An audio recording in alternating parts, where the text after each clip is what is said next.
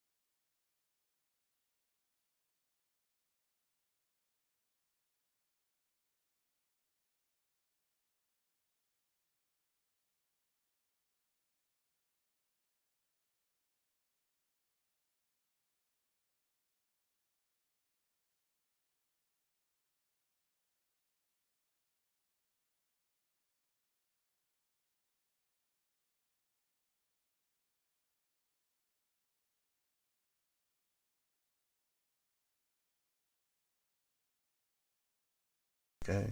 There we go. Right. We should be now working.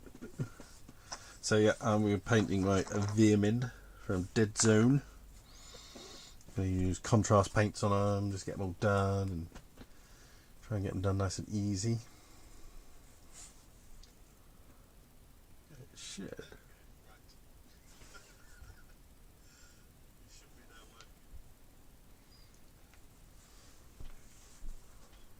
All working all right now, Kobe? Hey, there we go. We're good. Cooking on gas. Woohoo! Right. How are you doing then, Krabby? What are you up to? What are you working on at the moment? I've been loving your work for a while now. Are you entering, Andy Blackjack Legacy's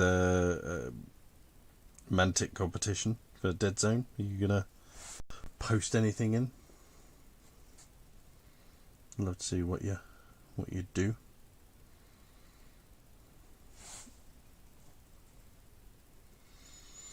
I've had the first edition starter set for absolutely ages. I bought it initially mainly because of the terrain, as I think a lot of people did. It was just so cool compared to so much stuff. It reminded me so much of like the first Necromunda stuff you used to get with the mixture of the bulkheads and cardboard. Having a wobbly head day. What's a wobbly head, mate? Does that mean like does that mean a bad day, a bit of a migraine, or just not feeling too great?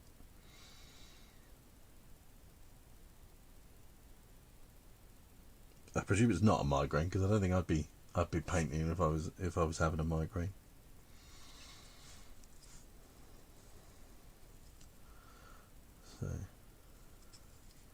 So yeah, as I said, I've had the Dead Zone first edition start set for absolutely ages, and I think I only played it. I played it. A friend of mine that I haven't seen for years now, had a game of it. I thought, oh yeah, okay, this is a cool game. I like it. And then just kind of never got around to playing it. As with so many of these types of things, and then just decided it just got put to the side, and half forgotten about, and now it's come back out because of good old Andy. Oh no, hang on, forgot to do one all of them. So what I'm doing on these Vermin, I'm giving all of them, they've been sprayed, but then I'm giving them a wash of Nuln Oil, just because it gives a nice darkening and dark recesses. Because I know some of the contrast paint, because I've run out of contrast spray, so I only had a white that I could find, and that's a little bit brighter than I wanted. So I can't find any toilet roll. There we are. Yeah, I couldn't find any of my contrast spray, so I've had to use white, the old Halfords primer that I had. and it's just so bright with the contrast paint, so I put a null noir wash on them first, to kill them back a bit and give me the shades and the shadows and stuff that I want. Oh, I'm sorry to hear that, buddy. I'm sorry to hear you're having a bit of a low. It's nice sometimes when you're not feeling on top of the world to just retreat and get out of the way of it all a bit and have a bit of time to yourself, downtime. I know painting for me is certainly one of those things that it's my little bit of escapism, just get out of the way, thoughts to yourself, although my thoughts aren't to myself anymore, because now you lot will hear my internal monologue for your sins.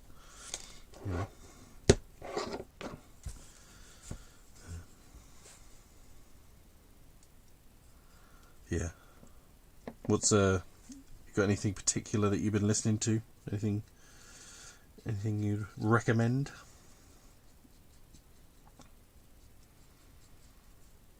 I do really like these vermin. I tell you what, I knocked these together very, very quickly the other morning while the kids were having breakfast. And I started with a couple of them that were that weird res stick material that I wish Wargame Miniatures companies had never come across, because it's horrible stuff.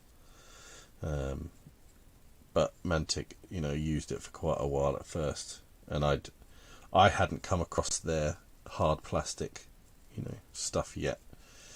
And I knew that obviously a lot of the newer stuff had got this hard plastic on it, and so much nicer to be using a hard plastic. 6 people watching. Who's out there, I wonder? Who's out there?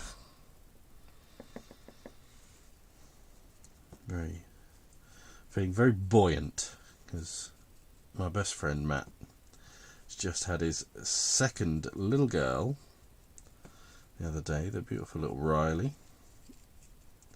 I'm so very, very, very, very, very, very happy for him, as is my wife. She's extremely excited because we love a baby, love a new baby.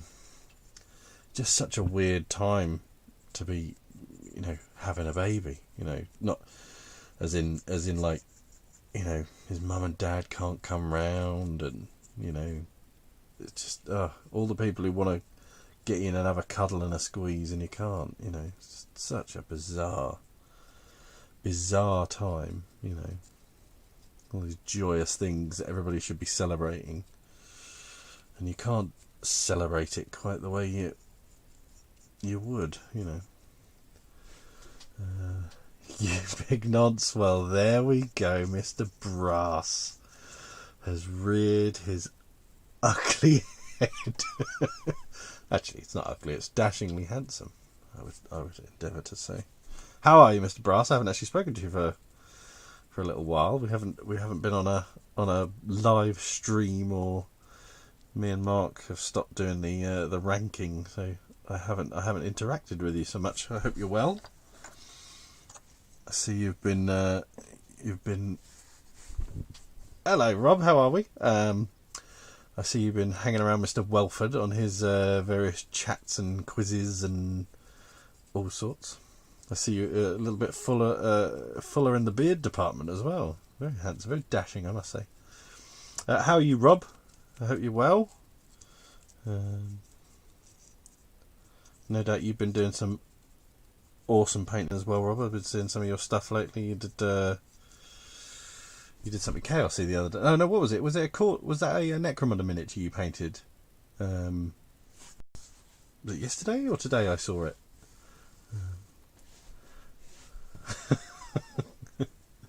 Never wearing your ugly head, Mr. Rouse. Never. Never. I looked at my copy of The Crew only yesterday, I think, and I thought, well, I might actually see if my wife and my mum want to play that, because I know my wife, I think, has played trick-taking games in the past, in a youth, and I think maybe she might kind of enjoy it, especially because it's cooperative. And my mum, I was about to say my mum's up for a game, but that sounds odd. So I'll retract that.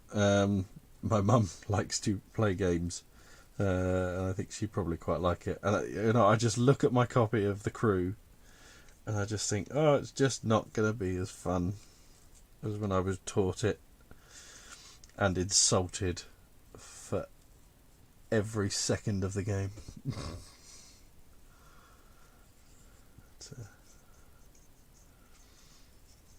Rob, if you are still there, are you a Dead Zone player? Because I'm sure I'd seen you delving into Mantic stuff before, or am I misremembering something?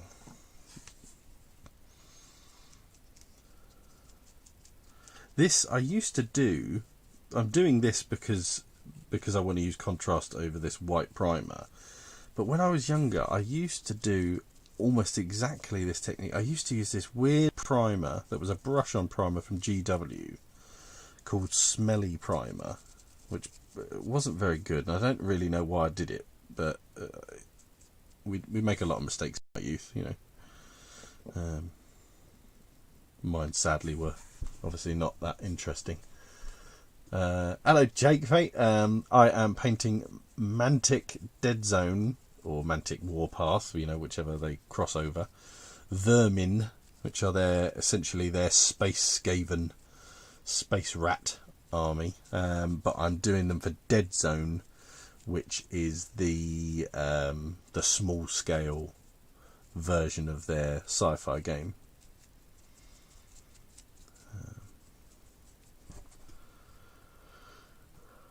I can prepare to teach Fire.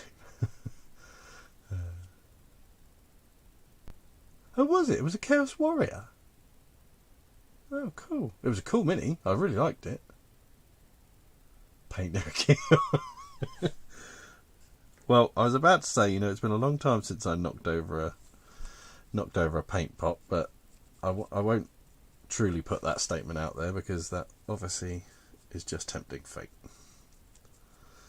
And also, I have one of the GW washes out, which are essentially the most tippable pot going. You know, it's exactly the wrong base width to height ratio by the seams of it, because I've seen a lot of people knocking them over in the time.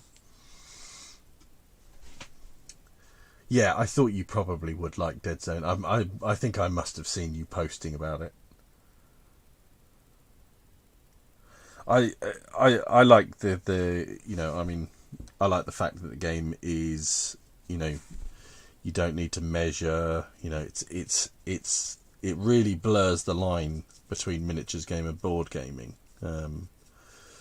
and that probably speaks quite a lot to the way my hobby's gone over the years as well. The lines have been blurred between the miniatures gaming and the board gaming, in the fact that I still love to do this part of the miniatures gaming, but I'd rather game with a bit more structure and level playing field for all the players in like the board gaming sense. Like list building and deck building and stuff just doesn't really interest me anymore. You know, you got kids, that's all stuff that you do outside the game night, which is time I should really be spending with my kids, you know.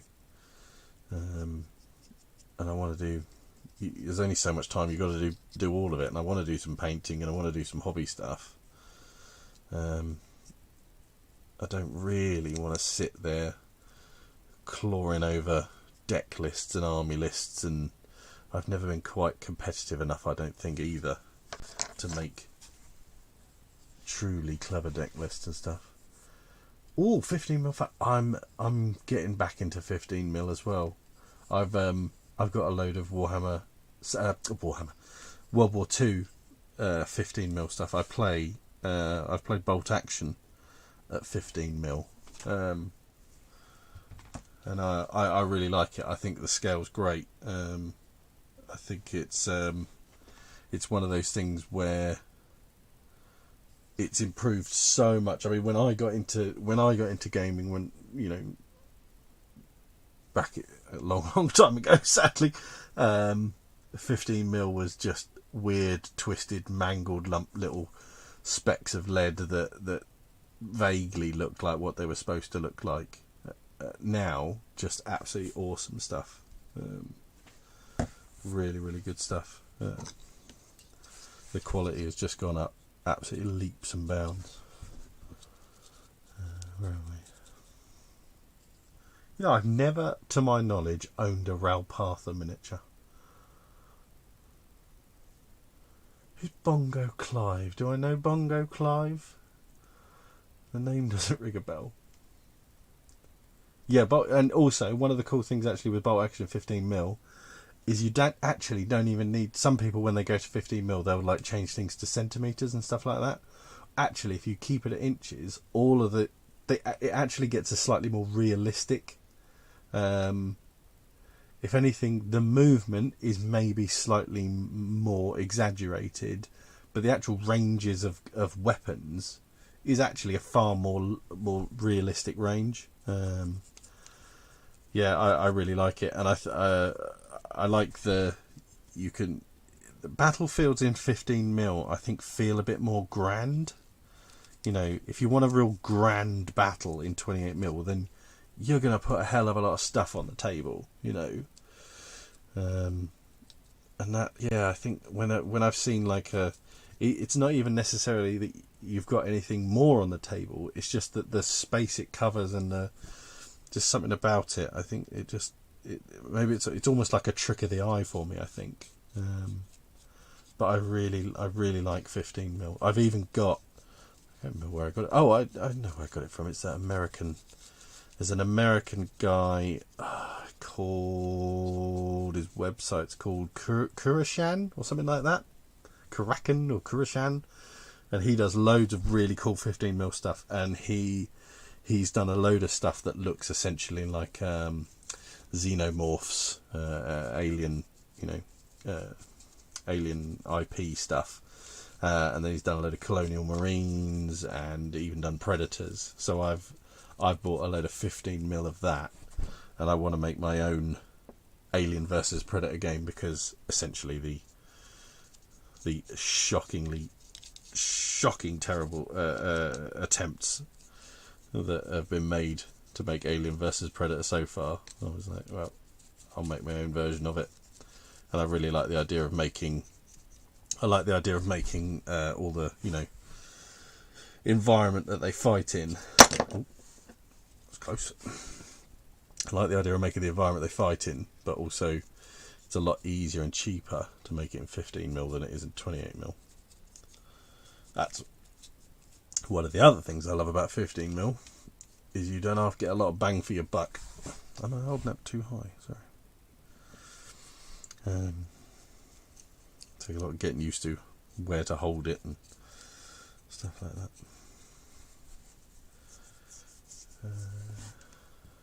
Oh, you're a Forge Fathers guy. Yeah, it does sound like it's a really, really big improvement, the second edition. Yeah, Steve, Niall and my old housemate. He bought the Alien RPG, and I'm very glad, because I'd had my eye on it for a long time, and I think I mentioned to him that I'd had my eye on it, which then prompted him to say that he'd had his eye on it, and then he sent me a picture about a week later of his newly arrived hard copy of the game, of the rules. So I am very much looking forward to giving that a try. Oh no, I don't know. Fair enough then. Hello, Bongo Clive. Nice to meet you.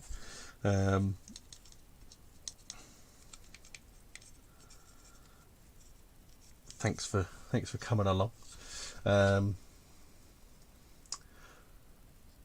Still budget paints and what do you mean, Bongo Clive? Are you asking me about budget paints and brushes? Like should you buy cheap paints and cheap brushes?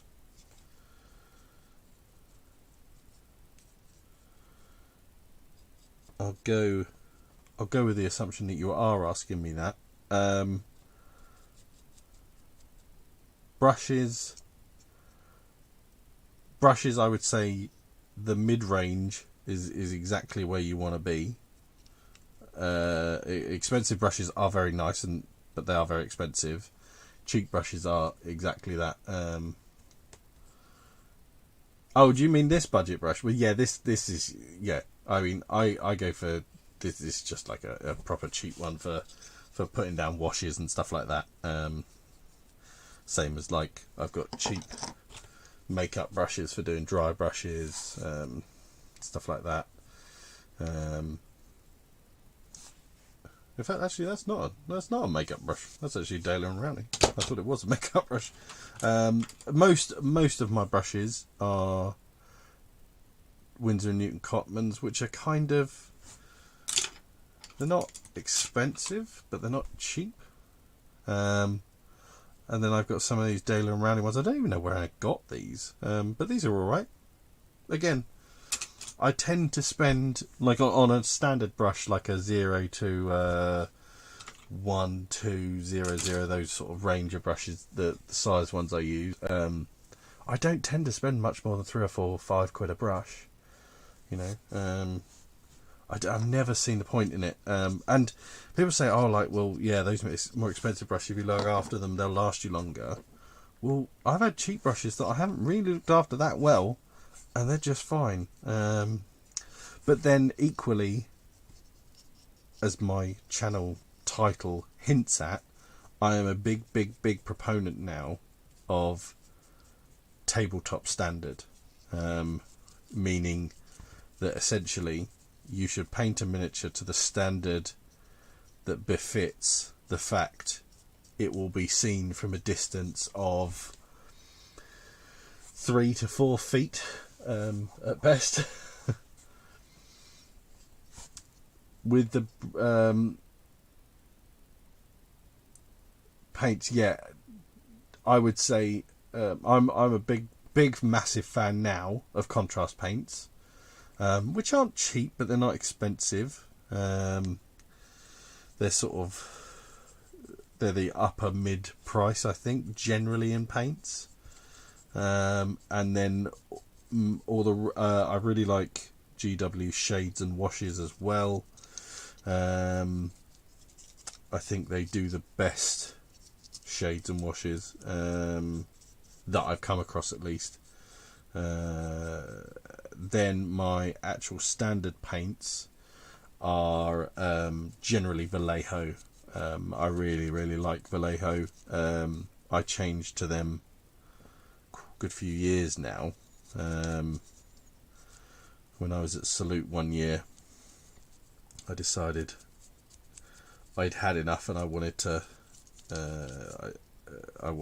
Everybody. It was when they were really becoming a bit more well known in the hobby. Certainly to somebody sort of middle of the road hobby as I was. And yeah, I liked the idea of the dropper bottle control of them. It probably was around the time as well that GW had the awful bolt shell hex pots, which dried out in the absolute blink of an eye. I tell you what, then, Clive, me and you were about to go through a very similar experience. It was a Chaos Cultist. There you go. That makes sense, Rob. Yeah, my boy Elliot is 6 years old, and he is equally showing signs of interest. In fact, he's not showing signs of interest. He has flat out said he wants to paint some miniatures. And I've said absolutely. I mean, I have literally boxes and boxes and boxes of miniatures that he can just go to town on, and I just don't care. I won't even strip them. I'll keep them as for posterity as, you know, the first miniatures he painted. And yeah, I'm sort of debating as to what the best route to take him on is. Like I said, I'm a big fan of contrast paints, but that's kind of, I'm a big fan of contrast paints but also on the fact that I've kind of feel like I've I've paid my dues, and now I've almost like earned the right to use contrast paints. I don't mean that as snobbish as it sounds, but like now I've realised I don't want to try and paint to some ridiculous heavy metal or GW level or Golden Demon crystal brush level. I want to paint to a level that it looks just good on the table. If you pick it up and look at it from an inch from your face, then yeah, you're going to see a lot of issues. And contrast paints, as great as they are, they do definitely you will lose out some of the learning in sort of using contrast paints, and I think it's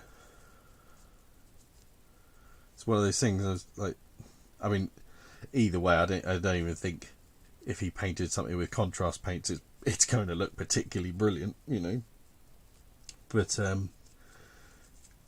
equally, will it give him more confidence? Because it will definitely look, you know, if he has any level of brush control, it will definitely look better than anything he'll do with just standard paints. So, what's better? Is it better to learn the hard way like we did, and go through all of the stages of learning, or is it better to have an easy life with contrast paints? I'm really not sure, you know. But either way, we're definitely. I've got a whole load. I've got loads of Marines, and I thought that's not a bad place for him to start, because essentially solid colour, things like that. You know, there's not too much about it for him.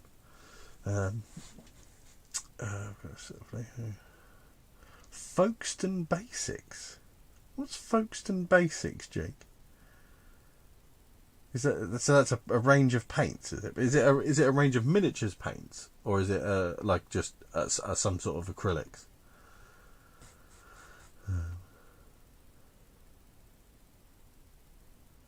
Oh, please, Jake. As nice as that offer is, do not send me any Space Marines. I have boxes full of the bloody things.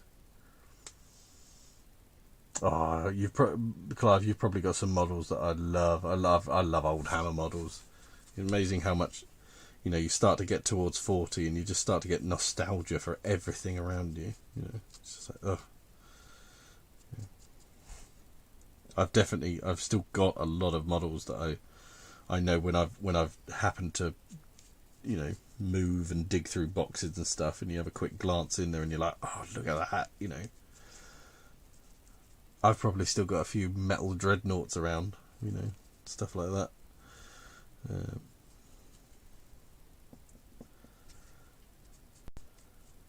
Yes, I am so much more impressed with these Mantic Vermin. So much more. They have come on leaps and bounds, because, like I said, I've got first edition Dead Zone, and although the minis are cool, the quality leaves quite a bit to be desired, you know. But these are so much nicer. The sculpts in general are nicer, and just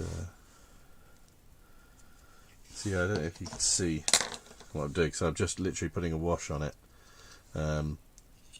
which just, one, it makes it quite nice, because it actually it highlights a lot of the bits and the sections and stuff like that, so it's very clear as to what you want to paint. But also, when the contrast goes on, it will give real nice dark recesses, which, when it was just white primed, especially with the Halfords primer, I don't think the Halfords primer takes contrast paint quite as nicely as intended. I'm a real big, I really like, even if I didn't like contrast paints, I would be using the contrast primer as my probably my go-to primer. It's it goes on so nicely and leaves such a smooth matte finish. It's really nice.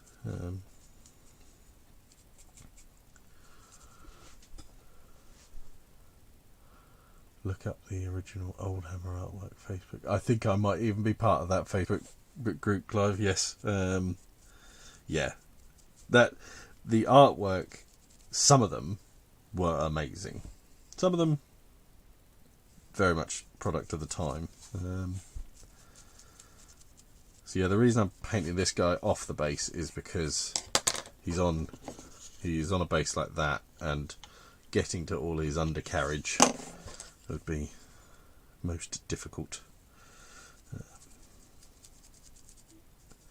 I will be using a painting handle in a minute, but I'm just slapping this wash all over for now. I don't care. Just backed the red grass painting handles because I watch Andy use them and I really like them. They look really nice. They look very comfortable when he's using them. So I was quite pleased that they then put up a Kickstarter for the new ones with the removable tops and stuff. And I think I quite like. I used to use a wet palette, and then I lost it or got rid of it or whatever. And I might treat myself to one of their nice, cool, fancy wet palettes. Not that you really need a fancy wet palette. A Tupperware with the right paper in it is all you really need.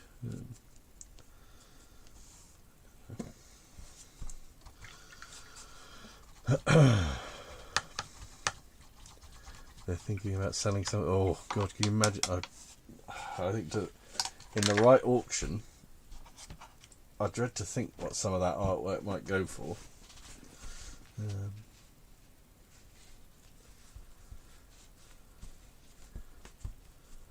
Yeah, some of those old artists just did some real weird, wacky styles. I tell you the one I used to really like. I don't know if you probably class him as, or him or her. I never knew if it was a man or a woman. But sorry, he used to sign his artwork, and it was always integrated into the picture somewhere. And I want to say that the initials were MG. And yeah, always somewhere like say if it was a picture of Dreadnought, it would almost be like engraved into the armour somewhere, or it would be like carved into a stone somewhere on the base or something like that. I have no idea what the person's actual name was, but I loved their style. Did a lot of black and grayscale pictures. I think they were amazing.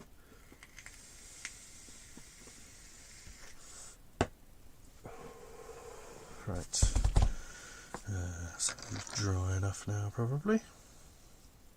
Yeah. Yep. Mark, yes, that's it. Mark Gibbons, easily, I think, pretty confident my favourite. Would Mark Gibbons be classed as Old Hammer?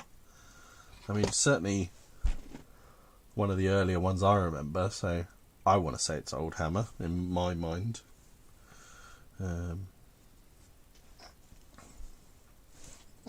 Yeah, I loved Mark Gibbons stuff.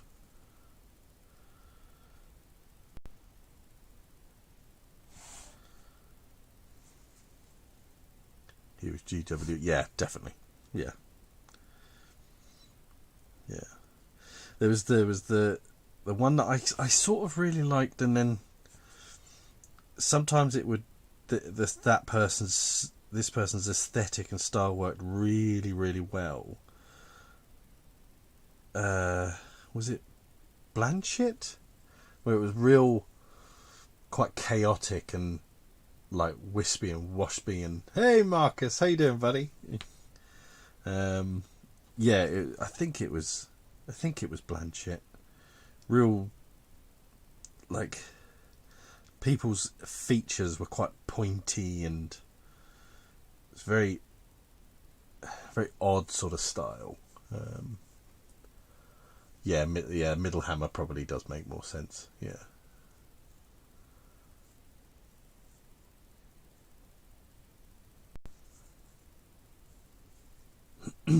How are you, Marcus, mate? You well?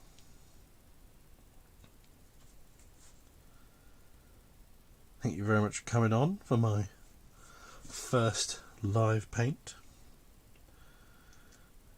I will be doing, well, I have been filming a load of videos to put out on the channel,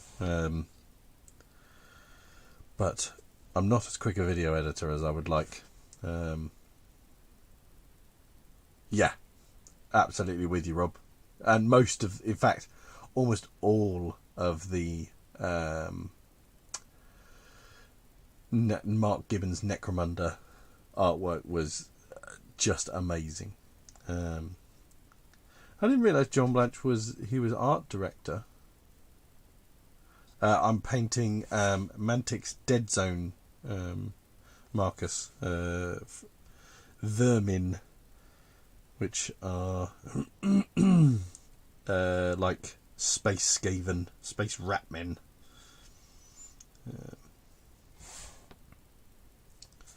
So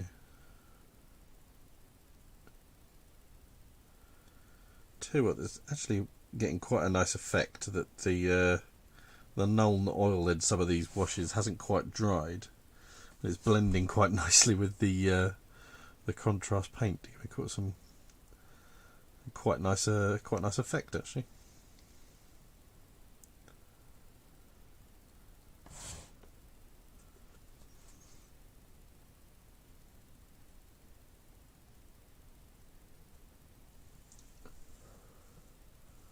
Glad to hear it, buddy. I take it he doesn't do a lot of art, like released art for it though anymore. Like, I can't imagine the aesthetic and style of 40k and or just Games Workshop stuff in general kind of really suits John Blanche's style anymore, does it? Or being horrifically ignorant with that statement.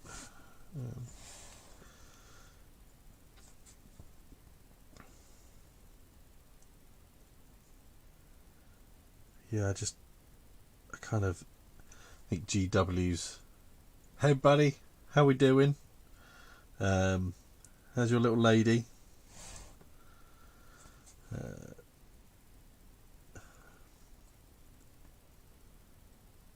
Are you loving the contrast paints and are you, Marcus? Yeah, I am not one of these old school grognards who thinks it's cheating, this, that, or whatever. I think they are a game changer extraordinaire. I don't think some people.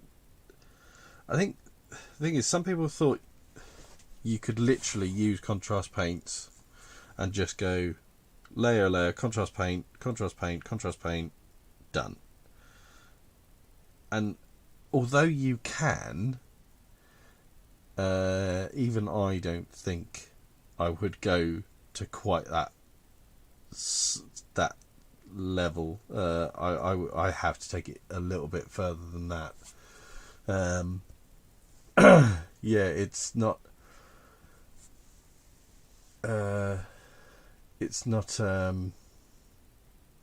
Even you can paint with them. Yeah, it's. I think it.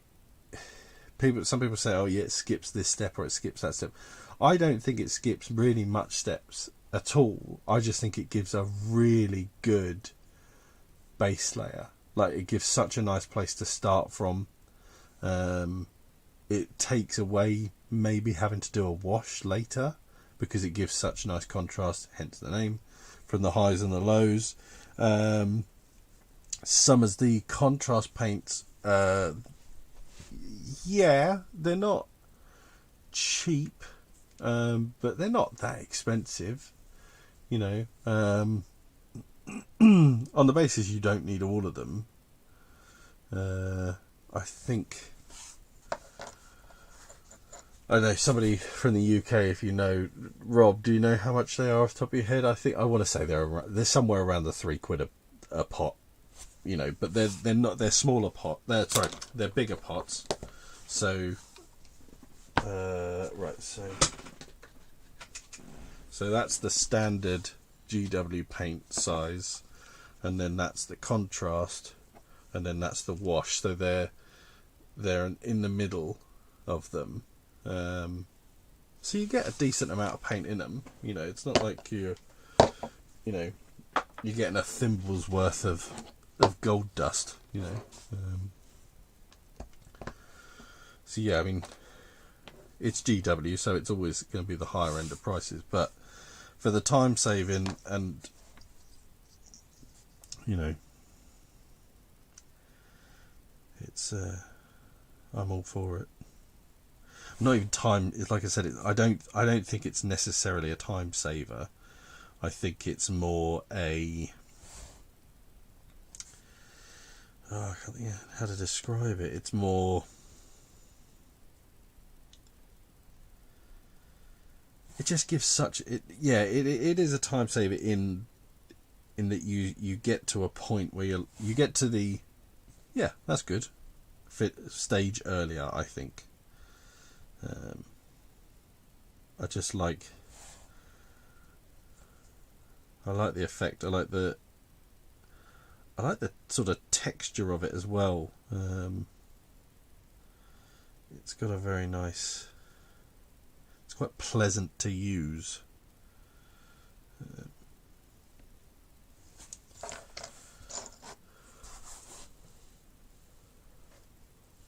Yeah, I would say yes. Yes, they are only by GW, or at least. Are they about £4, Rob? Fair enough. I believe you. Yeah, there is a company. Scale? It might be Scale 75. Yeah. They're not quite, because I've watched a couple of things on. They're not quite contrast paints, but they're not also washes either. They're slightly somewhere in the middle. But it's certainly their version of a contrast paint. There's a few contrast paints that I would agree are just insta-buys. The brown, is it Snakebite Leather, the one? Then there's the yellow, which is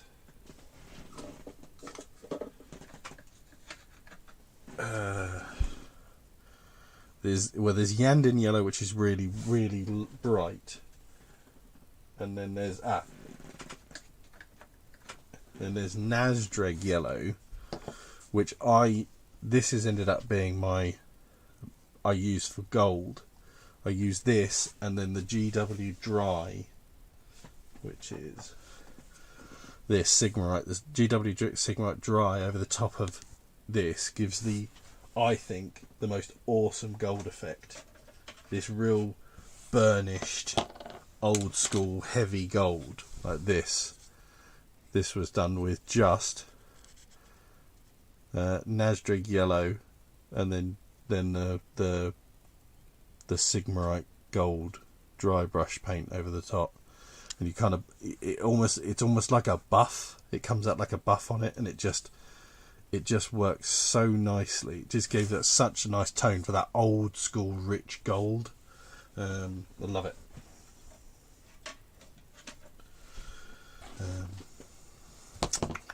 Where I'm at, distracting myself with yellow contrast paints now.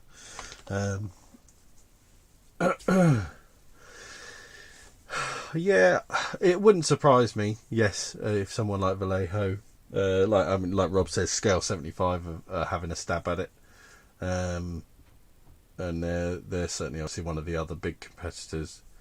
Army Painter, they've got their own, like they've got their tones and stuff like that, so they're real big into their washes. But I only like their tone range. I don't like their wash range like any of the coloured ones. I didn't think they were very good. £4.75 on. You could definitely pick them up probably for £4 a pot from other places. I think the white's really good. I think the black's really good. I quite like the greys. I mean, I like all of them, but there's a few that, like you said, are just must buys. They're just such handy paints.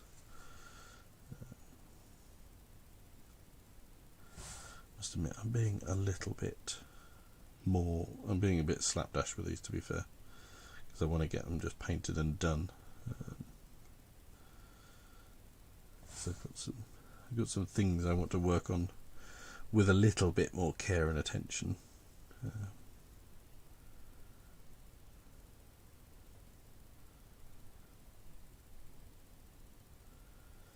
I've been building a lot of terrain at the moment and using my hot wire foam cutter.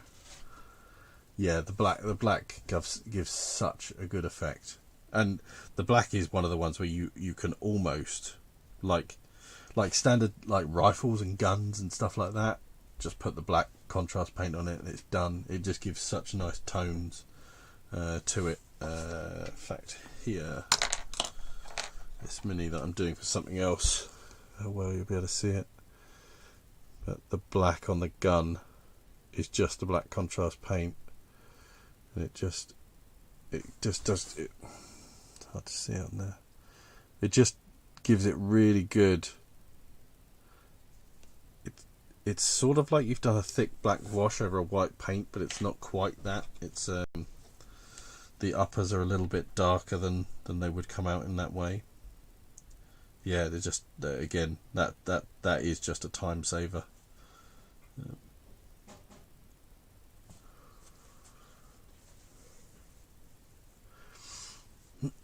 I have no idea how long I'm going to do this for tonight. I'm just, because I can. But thank you very much for coming on and having a chat with me. I've very much appreciated it, everybody. Rob, I haven't had a chance to really catch any of the stuff you've been doing, but you've been locked down busy, from what I've seen. Have I painted? I haven't painted much lately. I went through a real big rush of a load of my mythic stuff, but that is one of the things I want to get back to. I've got to do. I want to get these done for the contest for Blackjack Legacy. So I've literally just got to paint everything that that's in front of me here. Yeah, Halford's Grey Primer is really, really good.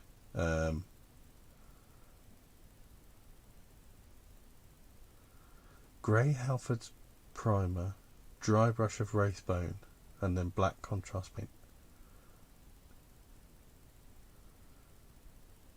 Yeah.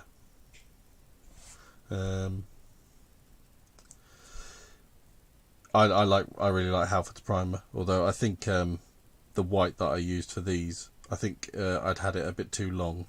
I think it was something, I don't know, it seemed to come out a little bit thicker than it ever did before, but no big deal. It's not like ruined anything.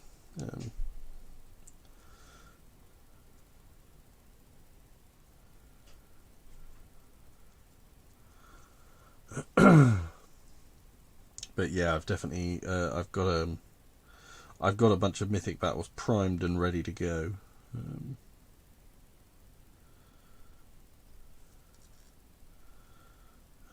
I would very much like that my favourite game of all time be fully painted. I would be most pleased if I ever get to that stage.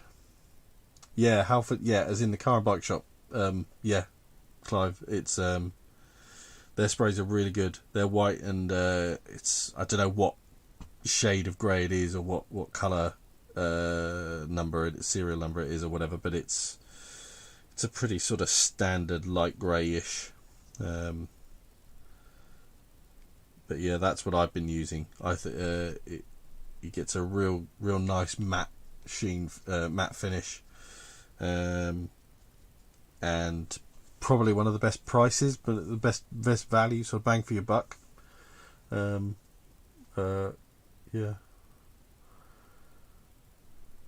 Oh, I got speaking of Gaslands, you know, you get in Tesco's, you get the little blue like bin that has loads of Hot Wheels cars in it. Well, being a Gaslands guy, I can never go past without at least having a quick dig around to see if something catches my eye. Well, I got this the other day because it caught my eye. And this is the the touring car edition of when it came out, when Volvo put a Volvo estate into a professional racing team. And I remember when this happened, and it was big news, the fact that the touring cars had an estate car. And I saw that and I was like, oh, I've got to get that. I've absolutely got to get it. And I was showing it to my old housemate Kelly, who's a big touring car fan, and I knew he'd appreciate it, and he likes Gaslands. And I said, he said, what are you going to do with it? And I said, I was going to go with like a tank, something tank based, because everybody always says, Volvo's built like a tank. And he suggested like taking the wheels off, putting it lifted and on tracks. So essentially it's a Volvo chassis on tank tracks. And I was like, yep, I think that might have to happen. I might go back and try and get another one to do a bit more of a normal one on, and then one absolutely crazy tank tracked Volvo estate. And I think I'd enjoy that. But yeah, I've done Gaslands is without the only other game I have enjoyed the modelling side of as much or potentially more than is Burrows and Badgers. Burrows and Badgers got me back into painting and in the hobby. I think the minis in Burrows and Badgers have just got so much character, and I just love them. I think they're just fantastic. And I wouldn't have even said that I have any particular affinity for anthropomorphic minis or anthropomorphic anything.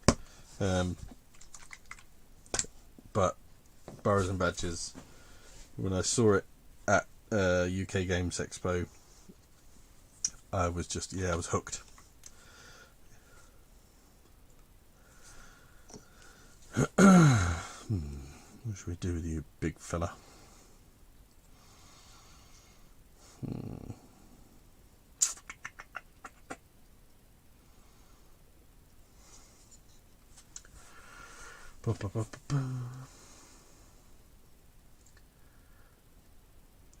Crimson Fists. I was surprised on the basis that Crimson Fists were, the front cover marine for the original book. It's always surprised me that they're not nearly as prominent as they are. That they never ended up being that prominent. They're not given any particular focus. They've never had. I think they might have had their own codex once, but probably not then. Yeah, and that's always surprised me.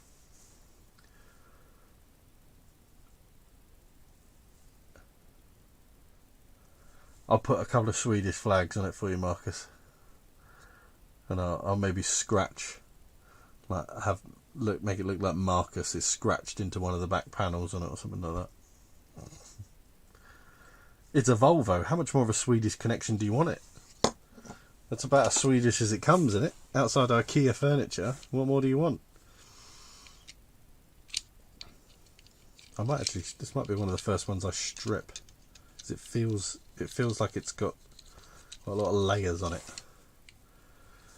No, Gaslands, Matt, it works. It's a little bit more like X-Wing, but with a considerable amount of chaos added into it. So I think Gaslands is a game that looks like it should be a race game, but I actually think it probably plays better just as a fight. I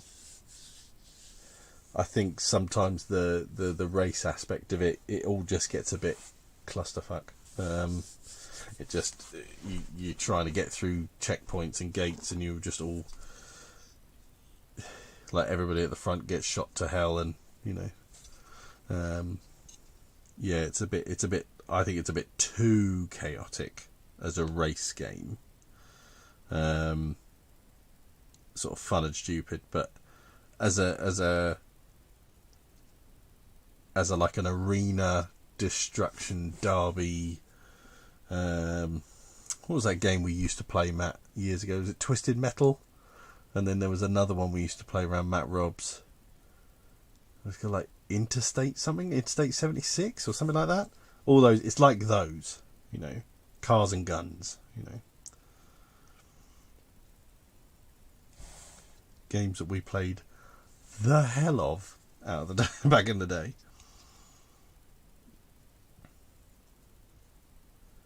I do really, really, really, really like these Vermin models. They are really, really nice.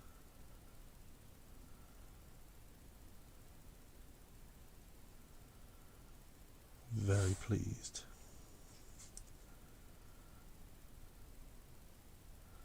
I want to make them in all the pictures and all the artwork, well, not the artwork, but all the painted minis I've seen of Vermin.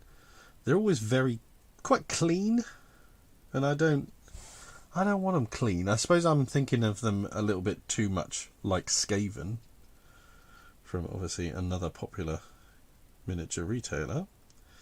But yeah, I want them to be a bit grotty and a bit grimy and a bit oily and diesely, and they're rats after all, you know.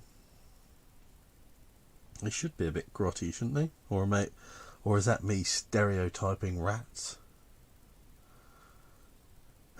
Rhino Destruction Derby.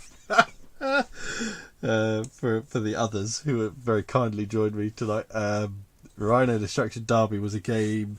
Was it Alex? Did Alex make it? I'm pretty confident it was Alex that wrote the rules, or even half with his dad, maybe. Yeah, Rhino Destruction Derby was exactly that. You got a Space Marine Rhino. You did all you wanted to do to it, you know, modelling wise, and we had rules for, you know, racing and crashing and shooting, and yeah, it was just such a laugh. There is a lot of back jokes that go back to Rhino Destruction Derby. Myla 1. Summers knows what I'm talking about.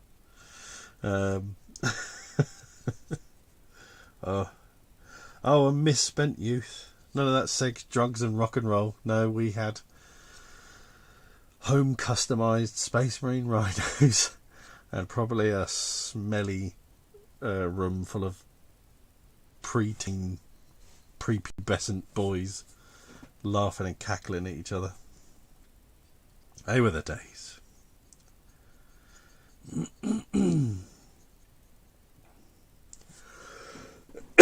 Yeah, it was Alec. I thought it probably was. I think was it actually him that wrote it though, or was it probably Malcolm, his dad? Because Malcolm has smashed rules out for games for decades now.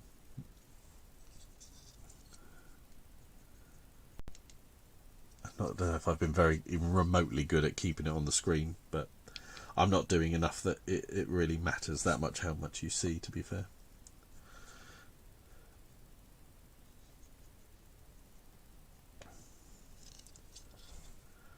Must admit, I'm very glad you lot have turned up, because I was worried I was going to sit here having to talk to myself, because I didn't want anybody to come into a live stream to just see me sat here painting and just not talking because there was nobody there to listen to it. Because it is red. It's the Blood Angels red. Yeah, Rob. But I'm gonna highlight it up quite aggressively. I think quite orange, potentially.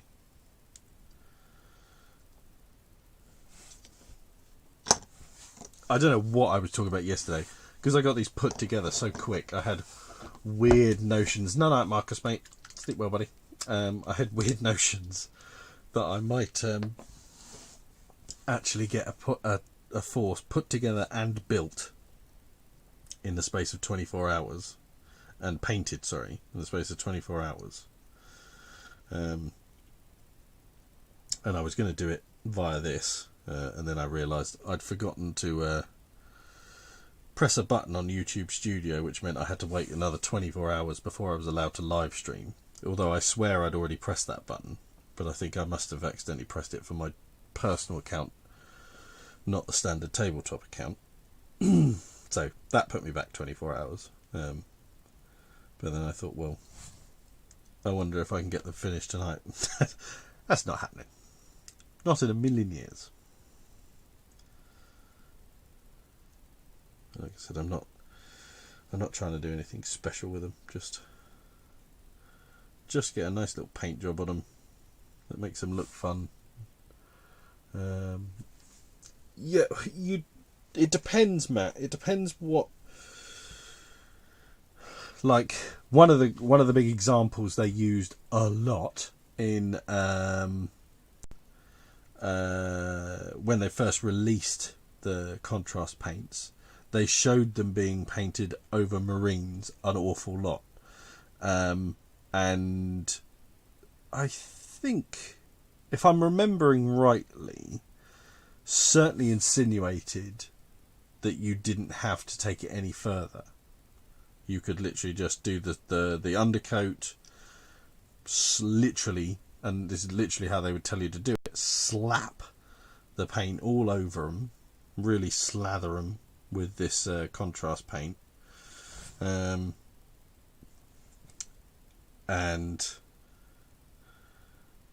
yeah, and then that was it. They were done. And with Marines, yeah, you could probably... Hello, Marky buddy. No, Quiplash on Jack in Box is good fun. Don't be such a spoil sport.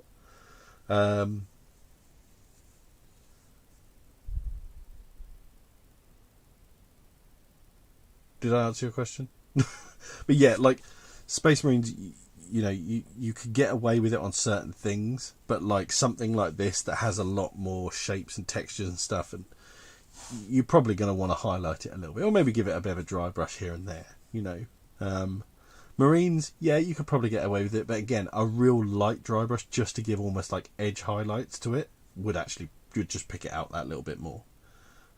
One of the places where you could almost completely like get away with just using contrast and maybe give them a wash afterwards just to kill some tones and stuff, like Tyranids.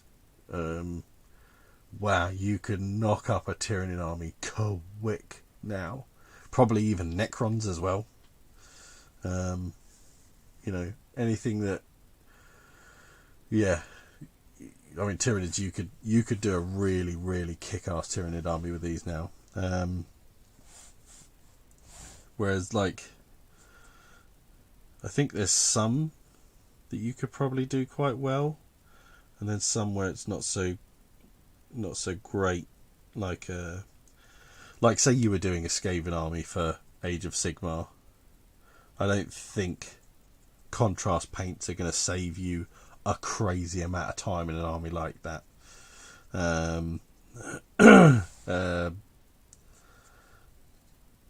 But like, say, the Sigmarites or whatever the hell those bloody fantasy Space Marine things are called, you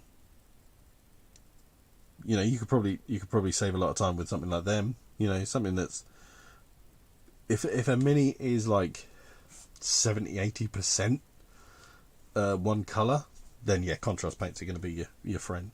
Yeah, they do. It goes on really, like I say, it's got quite a nice. If it was something that went in my mouth, I would say it has a nice mouth feel. And I don't know how else to describe it. It's got a nice texture. It's quite satisfying to use. Yeah, I really like them. I really like it. I'm actually not going to bother painting the Broodmother yet because I'm not actually putting her in the army anyway. So, I'll do for the red for a minute. I thought you were able to blast through my. I saw the detail. Well, see, then that ain't contrast paint's problem, Jake. That's your problem. That's a Jake problem. You need to let go of the attention to detail. Embrace the standard tabletop way, and embrace the standard, or the finishing point of, yeah, that's all right. Every mini should be, yeah, that's all right, and up. you know.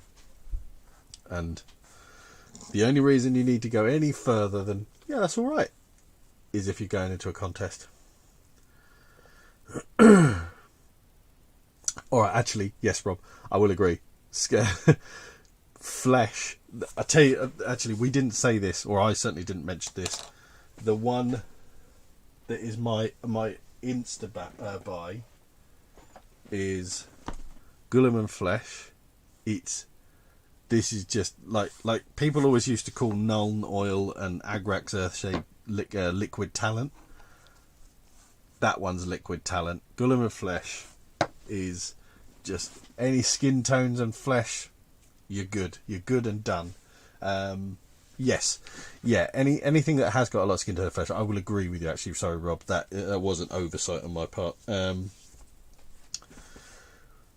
I mean, even then, though, just using contrast paints and nothing else. I think when you're getting to things that have got a bit more stuff on them, where you are going to want to highlight and pick them out a little bit more, and not just basically run a very fully loaded brush over 80% of the mini, they're the ones where contrast isn't necessarily so great. You can use it in a very nice controlled way. It's not necessarily a time saver, you know. It still gives a bloody good effect.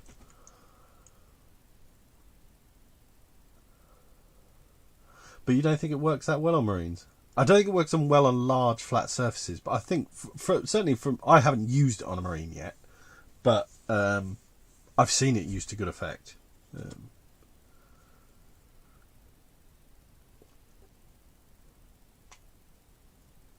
Also, it's not a paint that just requires no technique. It does require getting the hang of. It's not the same as when you put a wash on something. You go back afterwards once you've you've washed it, and then you go back afterwards with less paint, less wash on the brush, and you just pull out some of those pulls where it's pulled too heavily. You do need to do a little bit of that with contrast as well, and if you don't, you will end up with those flat panels that have pulled edges where the surface tension hasn't quite worked. Where did I just put that Guilliman Flesh? What did I do? So yeah, I'm going to use Guilliman Flesh for the bits of fleshy rat. Because I've already put this black wash on, it will give a nice grubby rat flesh. So see, that just shows you what. Yeah, I love it. I don't know. In fact, when we were saying about must-buy contrast paints, I don't know why I didn't mention Guilliman Flesh, because that is that's the game changer one for me as well. Well, in fact,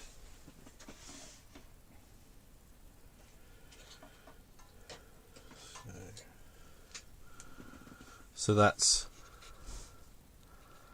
our Artemis, and that's just on there at the moment is the Wraithbone spray, Guilliman Flesh for our flesh, and then the white, I can't for the life of me remember what it's actually called, but the white contrast paint, which gives this really nice, like dark bluey grey, light grey recesses. It works so well. I could arguably just leave that and not do anything else to it, but that flesh is just the Guilliman Flesh. Just gives such a nice tone. There are other flesh tones as well, but that's the more standard Caucasian human flesh tone, and then that's the Yandin yellow, I think, on the hair. But then, like Zeus, I did Zeus with the Guilliman Flesh, but then I did make a point of highlighting him up afterwards, and I think I probably did do a wash as well before the highlight, because it's Zeus. You know, I couldn't just leave Zeus as he was. You know.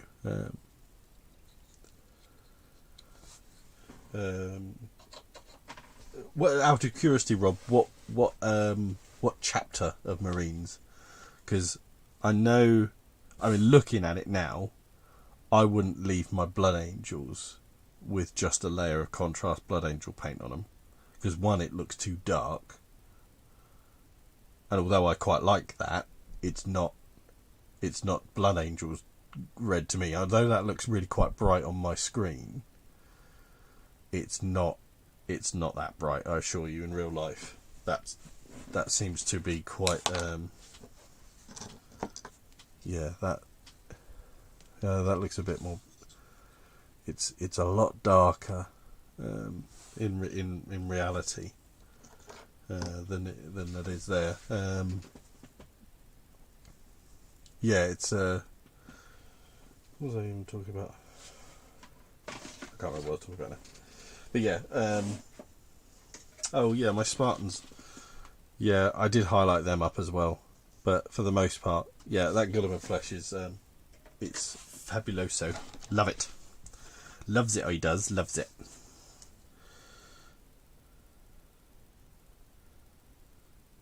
So yes, actually, I said before a Skaven army would maybe be not massively benefited.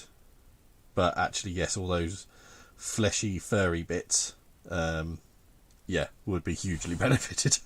Yeah. In fact, Summers, you always wanted to do a Skaven army. There you go. That might be your route to a Skaven army. Because I know painting was never. It wasn't something you were bad at by any means, but it wasn't something you ever really seemed to enjoy. You just enjoyed kicking my ass and making seemingly impossible dice rolls one after another. That seemed to be your forte. Well, Rob, if you're still there. I'm sorry, what are you saying? I've tried 2 colours and they were 2 harder ones. Oh, yellow and then tried white. Oh, that's a shame. Because the yellow is the one I would have thought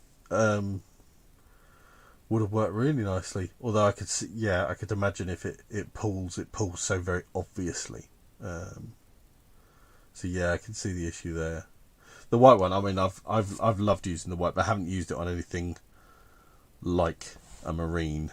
I've used it on very, very ruffled cloth, which it works beautifully on. What was I going to say to you, Rob? I was just about to ask you something. I can't remember what it was. It'll come back to me.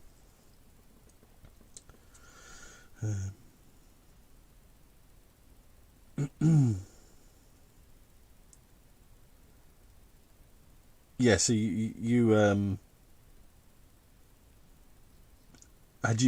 been playing 40k for quite a while, haven't you, Rob? I know you been. I was never entirely sure how long you've been into like miniatures gaming and stuff like that.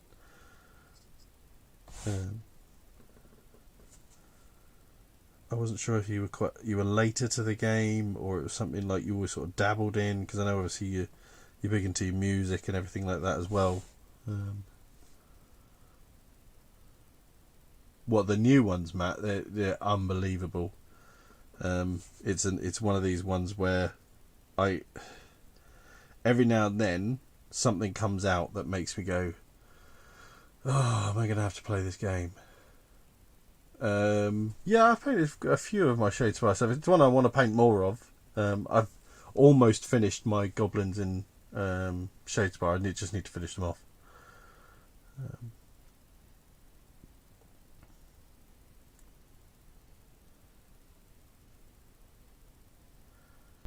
Since about 95. So yeah, basically about the same time as me then. I'm trying to think. I always class that I became a miniatures geek in some way or form when Hero Quest came out, and I was 9, and then Mum took me into the Games Workshop in Cambridge when it was on the old Quayside.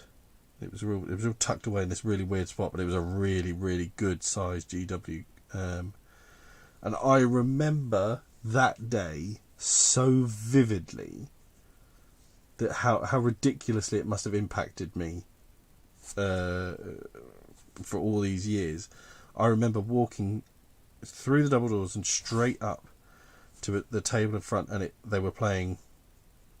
I think it was technically Space Marine back then, so what became Epic. And I just remember it so vividly,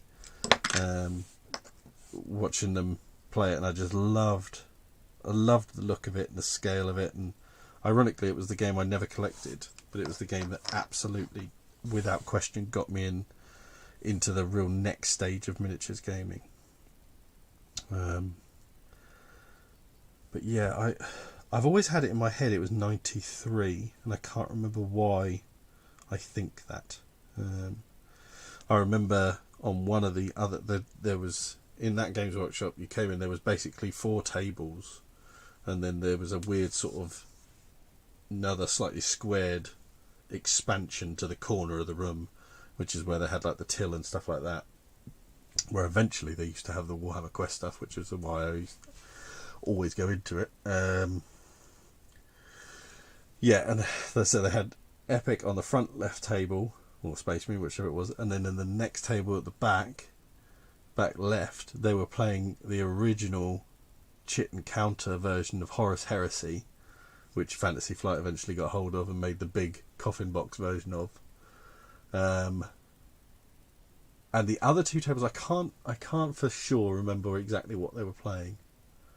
But I know, I think it was either just before, the Warhammer Fantasy Battles edition came out, that had the most dangerous Goblin Spearman in the world with the sharpest spears ever in the box, and the High Elves, the Goblins and the Orcs, and that. It was that box set, and when that were released, so I think I must have looked that up. So maybe that got released in 93, I think, maybe. I forget why, but I've always had 93 in my head, and there was logic to it, but I've now forgotten what it is. Yeah, we were big into Necromunda. I think Necromunda is probably the game we, in amongst 40k. To be fair, me and Summers and everyone, fuck Talisman. You say that dirty word around here, Summers. Get off this lifetime. Yeah, me and Summers and the guys, the games we really probably loved the most were all the games around the Fantasy and 40k. We probably loved Warhammer Quest and Necromunda and like Gorkamorka, and they're probably the games we actually liked most. We played plenty of. I didn't play a lot of Fantasy because it didn't do it for me. And I've never liked block troops. I liked 40k. I've played quite a lot of 40k over the years, but I would say it wasn't necessarily the game we liked as much. It was definitely all the other games. Like I played a hell of a lot of Blood Bowl at one point, and I ignorantly loved it back once, but I hate it now, and I love a bit of Dread Ball though.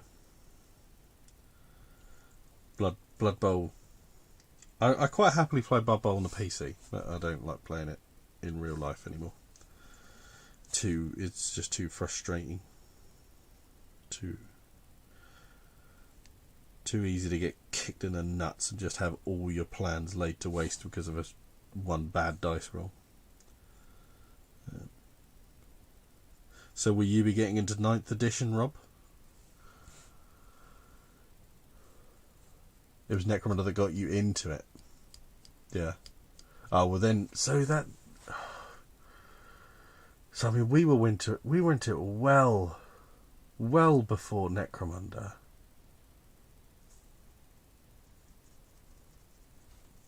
God, when was that? Someone could look up for me when that Warhammer set was released. Warhammer Fantasy Battles 2nd edition, I think it was. Because I don't think it was 1st edition. I think 1st edition was essentially a rule set. Yeah, Blood Bowl is just chaos, and that's the trouble. It's just a little bit too much chaos for me. Dreadball, I love the fast-flowing, really quick, streamlined nature of it. I think it's a really, really, really good game. I wish the minis were a bit better, because the Mantic minis at the time, certainly all the 1st edition stuff I've got, yeah, they're not too great. Jake, Necromunda coming to PC. I'll probably be getting that. I'm playing it with my mate Steve and that. I'm looking forward to that. I've nearly bought the Mordheim game a few times because I liked Mordheim. I played it a few times with my mate Lyndon. That was a good game. It took me a long time to realise that actually what I like most is the games that don't have nearly as many miniatures. You know, I really love Frostgrave, Dreadball, Mordheim, Necromunda, Dead Zone. I don't want swathes of army, and if I do, I like it at like I said, like 15mm or even 10mm, 6mm scale. Like I like fleet games as well and stuff like that. You know, loads of cool spaceships. I don't like the idea of. I nearly get the idea of making another 28mm army all the time. Like when the Genestealer Cults came out for 40k, I loved the look of the Genestealer Cults, which was a thing when I was getting into the whole hobby. And then they sort of drifted off at the same sort of time. They didn't come into the like original 40k set, or certainly not as much. And I thought Genestealer Cults was so cool. I used to remember the old Genestealer Magus and Patriarch model, and I really wanted them when I was a kid. And then when they released the new Genestealer Cults, I really liked the look of it. These like infested mining colonies with all these cool equipment and rock crushing mining stuff. You know, it's like this weird Alien meets Mad Max kind of vibe about it. I was really quite surprised at what a cool effort they did with it. That nearly made me pick up another 40k army, but I was like, no, don't do it. But then, like, equally, Kill Team, I've considered Kill Team a bunch of times. The edition of Warhammer you're talking about is 92. No, not 4th. Not 4th edition, surely. It was 2nd edition. I think it was essentially like the first of the starter sets that were anything like the starter sets we have now. They didn't have starter sets like that before. They had sort of rule sets, and then they kind of made miniatures.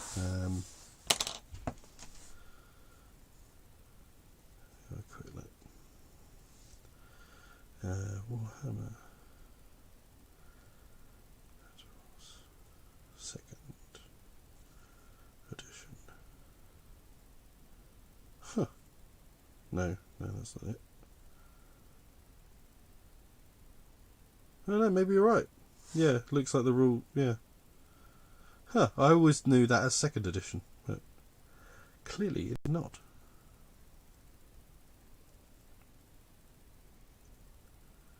But yeah, that's certainly when I got into the hobby, and I think kind of like Matt and everybody else, we didn't know each other at the time. But yeah. Okay, so right, yeah, so yeah, it was the 4th edition then. So yeah, that's why I have 93 probably in my head, because it was 92, 93.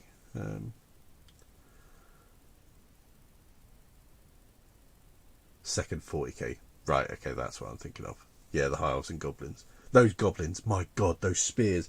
If you ever... Like, I've got so many old bits boxes that are just chucked full of just miniatures, just plastic everywhere, and bits and arms and metal miniatures and this, that. If you're ever digging around in them, looking around, and your hand will always meet one of those goblin spearmen. Oh, vicious. Vicious.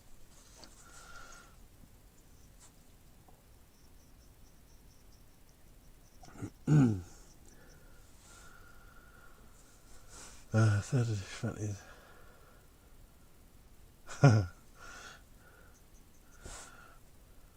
I don't, like I say, I don't like block troop stuff. Summers, you really liked it for a bit, didn't you? Yeah, loads of fanatics. Yeah, like I played Beastmen at the time, because they were essentially an almost entirely skirmished army, so hardly anything moved in block troops, which is why I liked them. I just did everything I could to avoid it, you know. Yeah, it's like a thing that just doesn't work in my head. Like I look at like ranked up troops, you know, opposite another ranked up troop load of army, and I just think, well, basically, you're going to end up fighting you, and you're going to end up fighting you, and you're going to end up fighting you, and maybe something interesting will happen manoeuvring wise, but for the most part, you're fighting what you're facing, you know. And I just thought, oh, this is just dull. I don't know, what's the point, you know? Let's set it up, roll off, and that's it, you know. Very odd, but hey, you likes what you likes.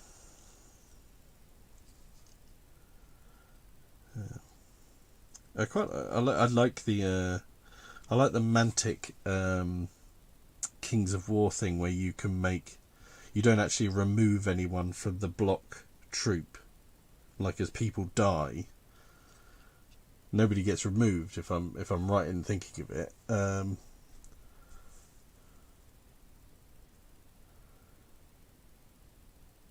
Yeah, well, Mantic. I think Mantic make great rules. Full stop, Rob. I think they're fabulous rules writers.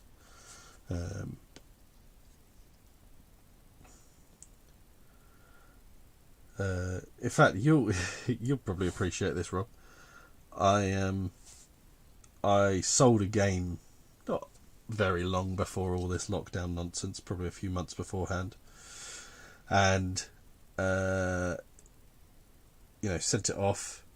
Didn't really pay any attention to the person it was going through. You know, wrote the label, had the label printed out, blah blah blah, sent it off, and then it arrived with said person, and they sent me pictures of it, and it had been absolutely smashed to shit. I mean, like, annihilated. And I was like, oh God, I was absolutely mortified, you know, because it was quite a rare game. You couldn't get it anymore, and yeah, I was a bit gutted.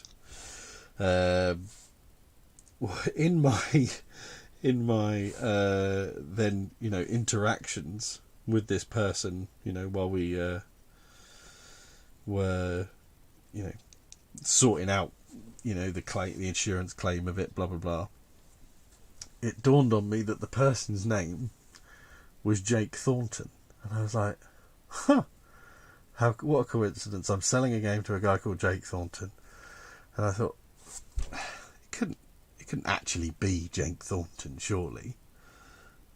And then looked up, obviously via the address, as to where Jake Thornton might even live, and it actually was Jake Thornton, and we ended up having a really, really nice chat over eBay message, and he was really, really nice, and I said, you know, you're absolutely one of my favourite miniatures rules writers, you know, I can't believe I've inadvertently ended up talking to you. He was really nice, but I was just blown away once I realised. I was like, oh my God.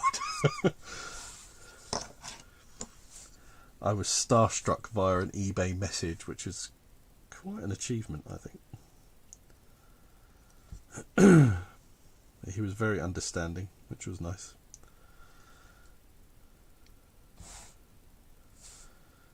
But wow, that game didn't half arrive in bad condition. I mean, it was... Oof, was it bad. It was so badly beaten up. I mean, this game was in a much bigger cardboard box with a lot of bubble wrap and stuff around it. Nothing should have happened to this thing, and it was the game Osprey's King is Dead. I don't know if it comes in like bookcase, like big book size, and it was so badly smashed to hell that the board inside the board game box had a fold in it. I mean, that takes, not just the fact that the box within the box was knackered, the board inside had a fold in it. That takes, and not just like a little bit of a fold, like a proper crease, I've never seen anything like it, absolutely unbelievable. But like I said, Jake Thornton was extremely cool about it. But it did put me off ever selling games online again. I think I'll just stick to convention bring and buys.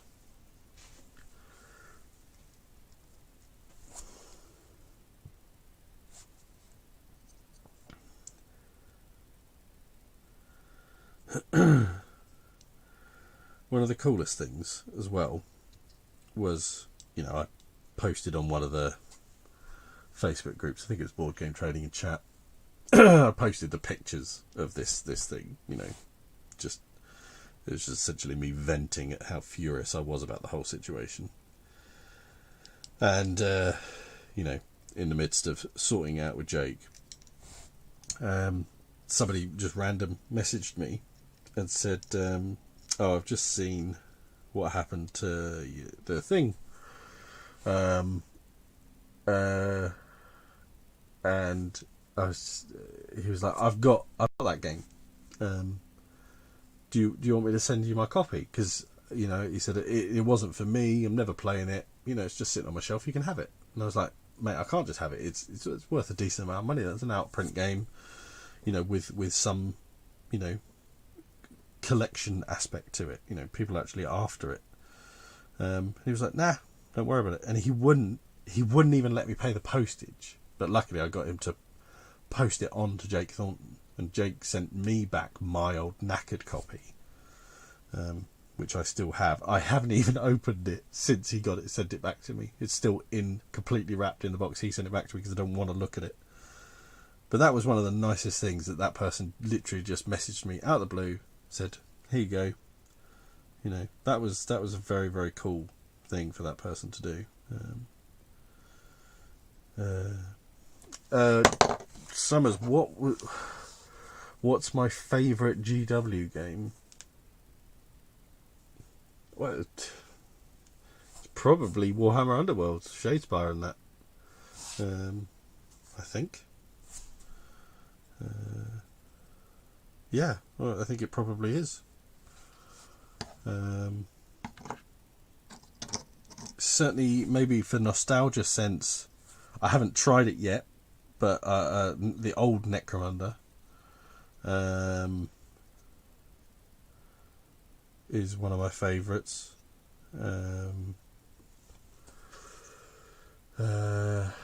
Warhammer Quest again, although I'd be intrigued to know. I'd be intrigued as to how well Warhammer Quest still stands up. If I'd play it now, would I think, yeah, that is a really cool game? Maybe. But, yeah, I think I'd probably have to say, yeah, Warhammer Underworlds. I think it's one of the nicest games they've made for a long time for a rule set, and it was kind of out. I would say out of left field for Games Workshop for their practices over the last best part of a decade. Basically churning out the same old rope for years. It is better, is it, Rob? Yeah, two of our mates, Helia and Steve, they played it quite a bit. They got quite into it, and I've been meaning to, but I just haven't. I'm intrigued to know what it's like where it came in the first set, where there was no elevation. It was just on essentially a board, because it was the whole elevation and the terrain and the scenery. That was what I loved about Necromunda. There was nothing else like that, at the time. That's what made it stand out. So yeah, I would like to play it again. Well, I think I'm going to wrap this up very soon. 2 3/4 hours for my first one. Had some nice chatting on the way. It's been much appreciated.